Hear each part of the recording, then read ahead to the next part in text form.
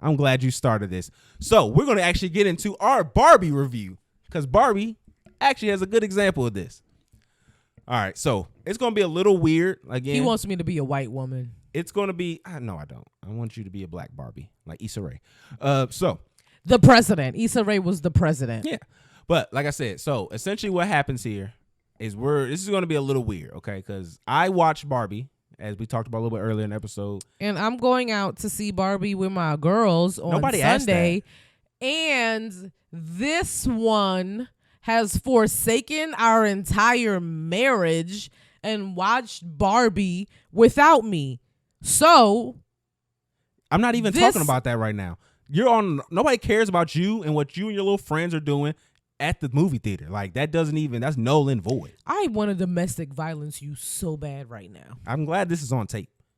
Let it be on tape. So that when I point to the judge. Let it be on tape. I can point, I can show the judge. Yeah. But back to what I was saying. She's going to lead. He betrayed me, judge. She's going to lead our They Clone Tyrone review because I fell asleep during that movie. So because you hate black men. Am I a sellout? And you love white women. More when we get to that. And then when we get Dr. Umar, our first guest on this show, I will show him this exact clip and I will tell him that you fell asleep during They Clone Tyrone and then you betrayed your black queen who loves Barbie and everything dolls to watch it by yourself. And I hope he puts hands on you and I will help him. I can accept that. But I don't think Dr. Umar would want to hurt a black man because that is an upstanding black man himself. I think he may want after my atrocities. All right, so we're going to get into this Barbie review. So overall, I just want to give my first just general opinion on it. I believe that it was actually a really good movie. Are you going to do this the whole review? Are you going to be giving this kind of energy? That's not very Barbie friendly. I'm a Bratz doll.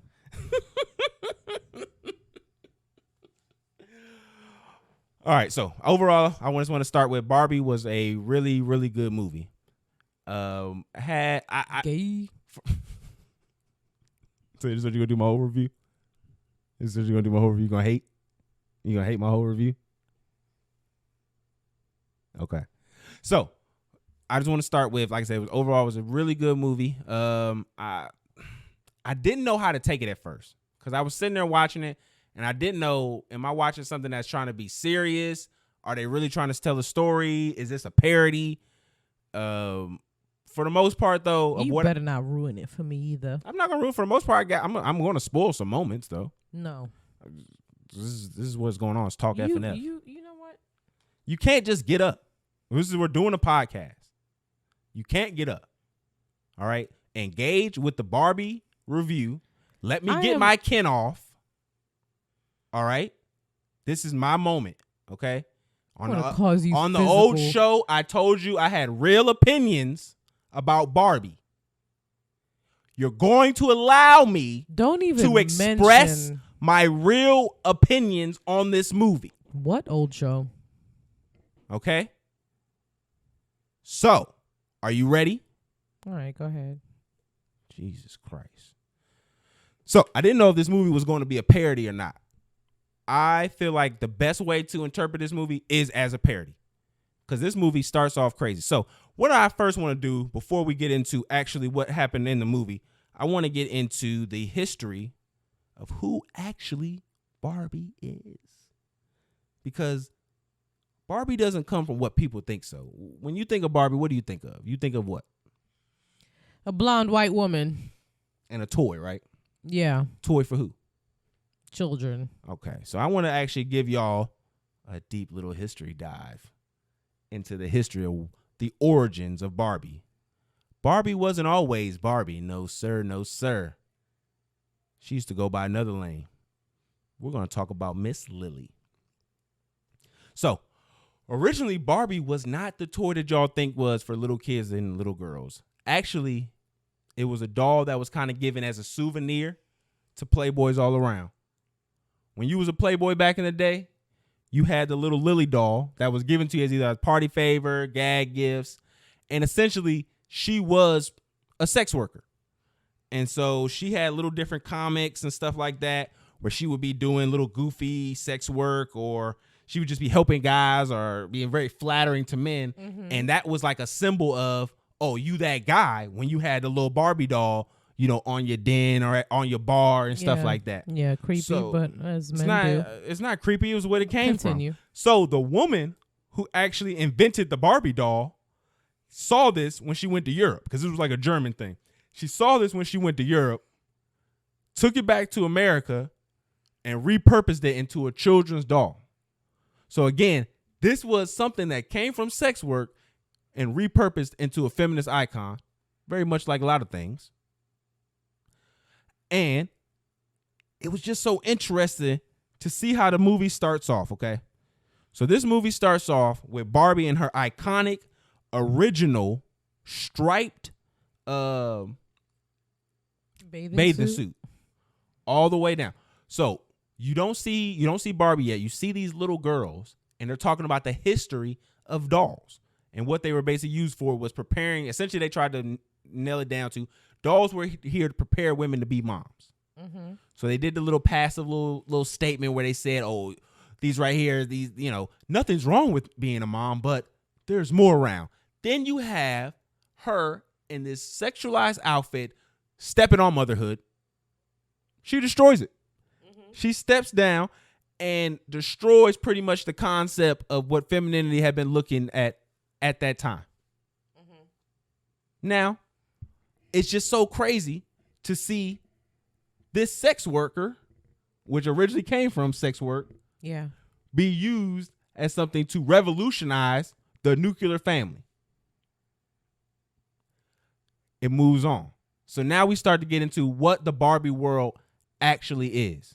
It's essentially a matriarch where all the women who are named Barbie are treated as supreme. Everybody, they make government, they make choices. They even had a little joke at the beginning about how she said that my logic and feelings can both be validated at the same time. And everyone clapped. So it goes in, and basically Ken is an individual who has to, he's like a woman in these worlds is what they would try to pull with. You have to essentially get Barbie's attention. That's literally what the narrator said. His life is about getting Barbie's attention. He tries to do stuff he's not capable of doing. He tries to get out of character. He tries to be someone who he isn't, all for Barbie's attention. They even have this weird little moment in the beginning where all the Kens, even though they're like different ethnicities and stuff, all the Kens are wearing white outfits with K's on it.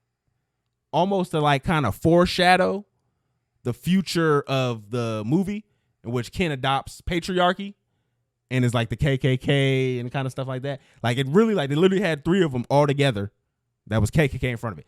So this movie has no fucking story at all.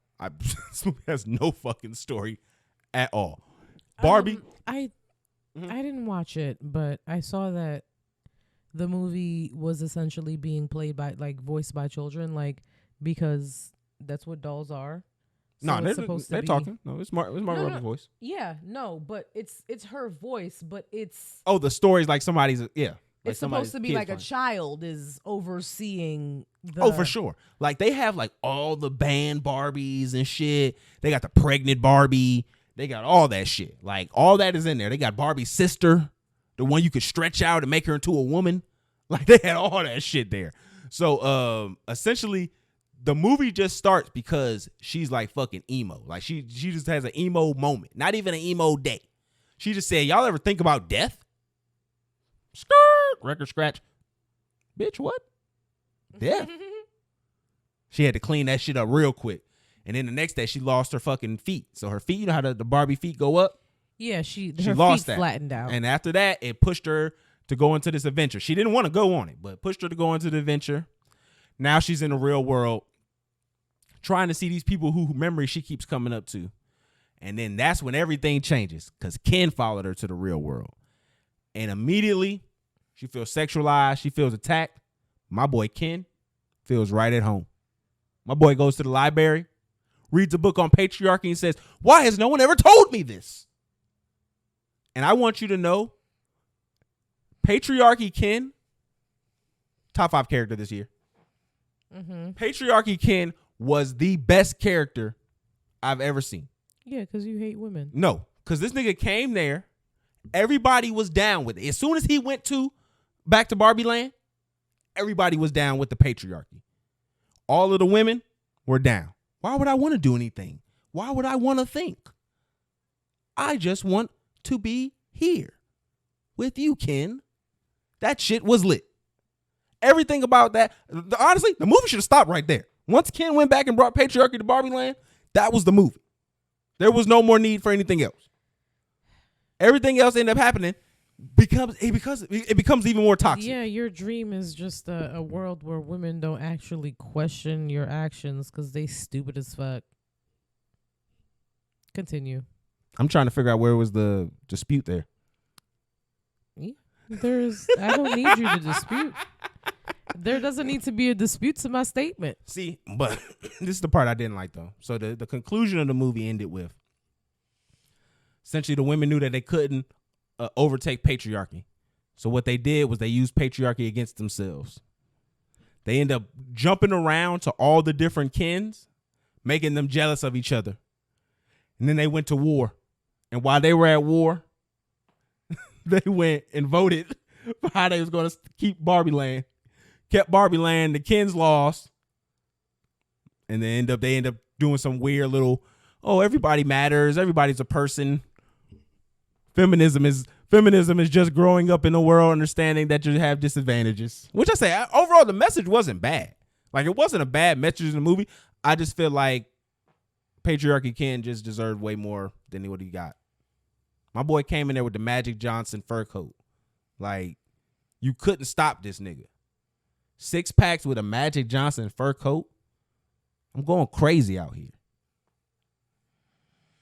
And then they had one joke though. Do you didn't like my review?